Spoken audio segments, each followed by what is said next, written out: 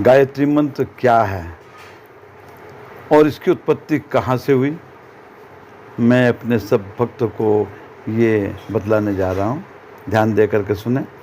गायत्री मंत्र ओम भूर्भुवः स्वः तत्सवितुर्वरेण्यं भृगु देवस्य धीमहि धियो यो न प्रचोदयात्। सबसे पहले जैसा किंवदंती में मैं सुना है, पढ़ा भी है, कि एक लड़की थी गायत्री देवी। गायत्री देवी एक समय जब जवान हुई तो हर जवान लड़की के अंदर एक अभिलाषा होती है कि मेरी शादी किसके साथ होगी, मेरा पति कैसा होगा।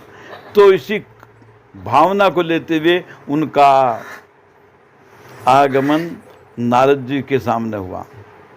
नारद जी को गायत्री देवी ने अपना हाथ दिखलाया कि हे पंडित जी महाराज, मेरे भाग्य में पति योग कब बन रहा है और कैसा मिलेगा। नारद जी ने जब गायत्री देवी का हाथ देखा तो उन्होंने कहा योग बहुत जल्दी शीघ्र बन रहा है, यानी सुबह ही सूर्य निकलते ही जिस व्यक्ति पर भी तुम्हारी दृष्टि पड़ेगी उसे ही अपना पति स्वीकार कर लेना। तुम्हारे जीवन में वही सुखद रहेगा। अब गायत्री देवी ने अपने अंदर सोचा कि यहाँ पर इस नगरी में तो सभी पापी आदमी रहते हैं, मुझे तो किसी धर्मात्मा व्यक्ति पर दृष्टि डालनी है। इसलिए वो अपना राज्य छोड़ करके अन्यत्र दूसरी जगह जाने लगी। पूरी रात चलती रही। धीरे धीरे सुबेरा हुआ, सूर्य को निकलना था। जैसे सूर्य नारायण निकले तो गायत्री देवी ने इधर उधर देखा कि वहां पर झाड़ झुंडों के ऊपर एक कोई अपंग आदमी पड़ा हुआ है। अपंग आदमी जिस पर चला फिरा नहीं जाता, उस पर दृष्टि जा पहुंची। क्योंकि नारद जी ने कहा था, नारद जी का मतलब है नारद, जिनकी बात रद्द हो ही नहीं सकती। इसलिए गायत्री ने उस अपंग आदमी को ही अपना पति स्वीकार कर लिया, उसकी सेवा में जुट गई। समय गुजरता रहा, वो अपंग आदमी कुछ बोलने भी लगा, हाथ पैर भी हिलने लगे, क्योंकि उसकी सेवा होने लगी। 15-20 दिन गुजर गए। नारद जी उधर से गुजर रहे थे। गायत्री देवी ने जैसे ब्राह्मण देवता को देखा तो भागकर दौड़ी दौड़ी उनके पास गई। कहने लगी, ब्राह्मण देवता, मैंने आपके कहने के हिसाब से अपना पति तो चुन लिया, लेकिन वो तो दृष्टि पड़ते ही मैं देखा कि एक अपंग आदमी पर निगाह पड़ी। कहने लगे, तो बीमारी सीमारी तो होती रहती हैं, तुम उसे 7 तीर्थों की यात्रा करा दो, तुम्हारा पति सही हो जाएगा, ठीक हो जाएगा।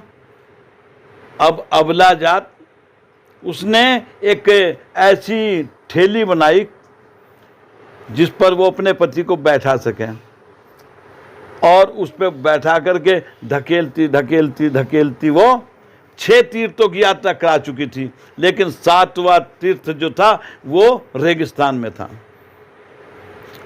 जब वो धकेलती धकेलती धकेलती रेगिस्तान से गुजर रही थी तो बीच रास्ते में ही, यानी अभी जिस जगह पहुंचा था मंजिल पर वहां नहीं पहुंच पाई, बीच रास्ते में ही उसके पति को बहुत जोर से प्यास लगी।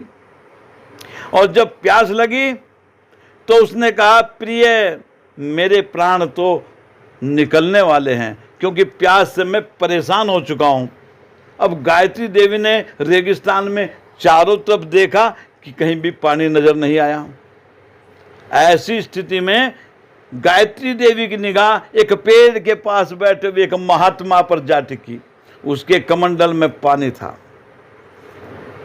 पानी को देखकर, पानी की अभिलाषा से वो गायत्री देवी भागी भागी दौड़ी दौड़ी उस महात्मा के पास पहुंची।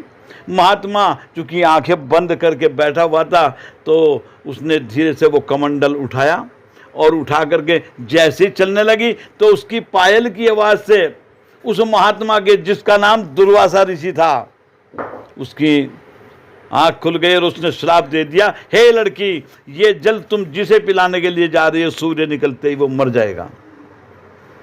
अब गायत्री देवी ने अपने मन में समझा कि या तो मेरे पति के प्राण अभी निकल रहे हैं, लेकिन रात भर तो जिंदा रहेंगे। इस तरीके से वो जल अपने पति को पिला दिया और पिलाने के बाद वो कमंडल जो है वहीं से उछाल दिया दुर्वासा ऋषि की तरफ, और तपते हुए रेत पर ही सूर्य नारायण पर ध्यान एकत्रित करके वो इस मंत्र में बैठ गई कि हे प्रभु, हे नारायण, आप धरती में, धरती के ऊपर, स्वर्ग में, जहां कहीं भी हो, आप प्रकाश पैदा करते हैं, लेकिन कल को जब आप निकलोगे तो पूरी दुनिया को प्रकाशमान करोगे, लेकिन मेरे जीवन में अंधकार छा जाएगा। कहते हैं कि जब उसका दृष्टिकोण सूर्य नारायण से मिल गया, यानी उसे यही पता नहीं रहा कि तुम कहाँ हो, कैसी हो, तो सूर्य नारायण के जो पहिए थे वो पीछे को घूमने शुरू हो गए। यानी 7 बज गए, 8 बज गए, 9 बज गए, 10 बज गए, सूर्य नारायण नहीं निकले। धरती में एक ऐसा कंपायमान हो गया कि ब्रह्मा, विष्णु, महेश को वहाँ से उपस्थित होना पड़ा और दुर्वासा ऋषि को अपना श्राप वापस लेना पड़ा। तब से ये सिद्ध हो गया मंत्र, 3 दिन का मंत्र था गायत्री देवी का। 3 दिन में उसने सूर्य नारायण को निकलने ही नहीं दिया। ये बड़ा प्रभावशाली है, सूर्य नारायण का मंत्र है। ओम नमो भगवते वासुदेवाय।